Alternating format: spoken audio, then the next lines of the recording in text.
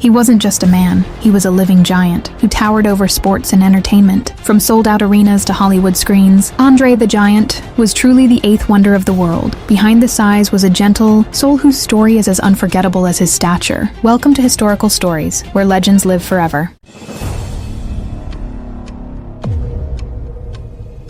André the Giant, the eighth wonder of the world.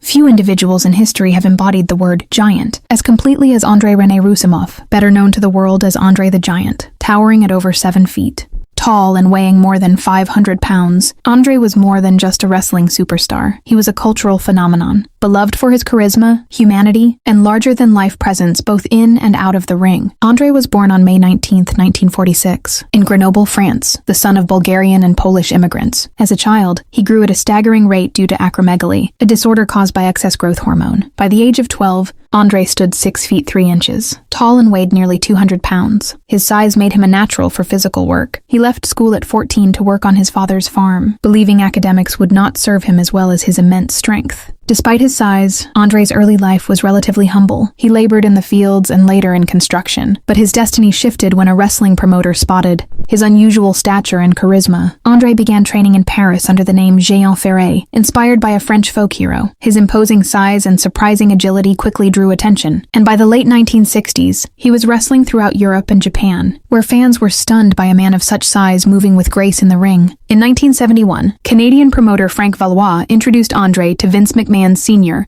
founder of the Worldwide Wrestling Federation, rebranded as André the Giant. He was promoted as an unstoppable attraction, the eighth wonder of the world. Standing in arenas, André made fans feel they were witnessing something mythic, almost otherworldly. His reputation grew quickly, and soon he was wrestling across North America, South America, and beyond. André became a global sensation during the 1970s and 1980s. Unlike many wrestlers, he was not defined by championships but by his sheer presence. Crowds flocked to see him wherever he appeared. His rivalries with wrestlers like Big John Studd and King Kong Bundy thrilled audiences, often billed as battles of the giants. One of his most memorable feuds was with Studd, culminating in the infamous $15,000 body slam challenge at WrestleMania in 1985, where André slammed Studd to win the prize and cement his legend. Yet André was not only a spectacle, he was a gifted performer. Despite his size, he could move quickly, deliver powerful strikes, and tell a story in the ring that captivated audiences. His ability to connect emotionally with fans made him more than just a giant. He was a beloved hero. Perhaps the defining moment of his wrestling career came at WrestleMania 3 in 1987, when he faced Hulk Hogan in front of over 93,000 fans at the Pontiac Silverdome. Billed as the biggest match in wrestling history, the bout centered around Hogan's attempt to defeat the seemingly unbeatable giant. In one of wrestling's most iconic moments, Hogan lifted André and delivered a body slam heard around the world. Though Hogan won, André's role in making the match legendary was undeniable. Outside the ring, André was known for his gentle nature and generosity. Friends and colleagues described him as kind-hearted, though he often struggled with the difficulties of his condition. His size made travel uncomfortable and daily life challenging. Airplane seats, hotel beds,